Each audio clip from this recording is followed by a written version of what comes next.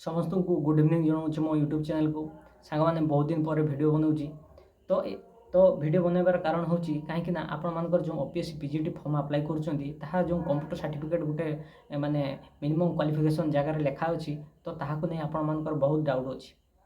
तो मु आपण मानकु एतिकी कहूँ वीडियो संपूर्ण देखूँ आज आम ता विषय संपूर्ण भाव में डिस्कसन करवा कौन रही तार प्रोब्लेम बा आम पाखे जो कंप्यूटर सर्टिफिकेट अच्छी कहीं आम मैक्सिमम पिला कौन कर प्राइवेट संस्थार ही माने कंप्यूटर सर्टिफिकेट आनीचु ओके तो कौन प्रकार गवर्नमेंट संस्थार बहुत कम पिला ही आनी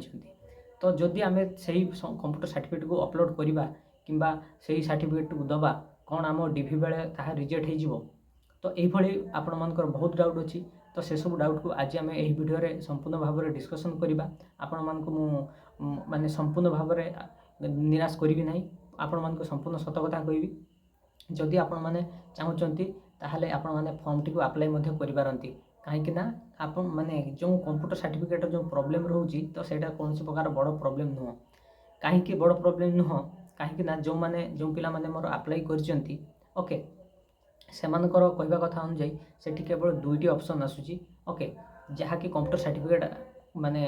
जिते बेले को मागुची ओके सेठी दुईटी ऑप्शन मागुची गोटे गोटे होची यस आ गोटे होची नो ओके जदि आपण माने यस करूचंती ताहले आपण मान कोन करूची ना कंप्यूटर सर्टिफिकेट मागुची ओके जहाँकि आपण मान अपलोड करबा को कहूची ओके तेणु आपण मान कौन प्रकार रजिस्ट्रेशन नंबर कौन प्रकार सर्टिफिकेट नंबर कौन प्रकार इश्यू डेट किछि मागु नाही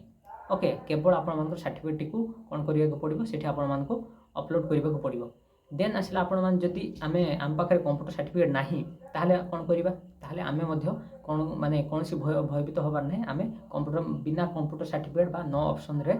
आपण माने अप्लाई करि परिबा ओके तो कौन सी प्रकार डरिबार चिंता नहीं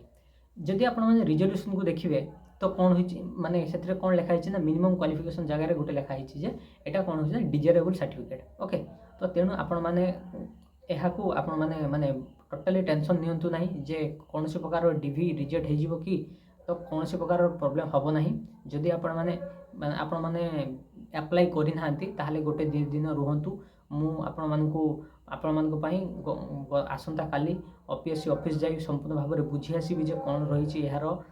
प्रॉब्लम कहीं आम समस्ते मैक्सिमम पिला कौन करना प्राइवेट रू ही सर्टिफिकेट आनीचु ओके तो यहाँ ही रोचे आमर डायरेक्ट प्रॉब्लम तो कहीं ना एथिपाई ही पिला मानकर ही प्रॉब्लम ही रोचे तेणु आपण मान आउ गोटे प्रकार कथार आपण मैंने जानीपारे जे यह कौन सी प्रकार प्रॉब्लम हम ना कहीं ना जदि आपण मैंने जदि यह मिनिमम सर्टिफिकेट होता ताहले कौन आपण मान अलाउ करता कि फॉर्म फिलअप पाई फॉर्म फाइनल सबमिट पाई कौन प्रकार अलाउ करता केबे भी कर नथा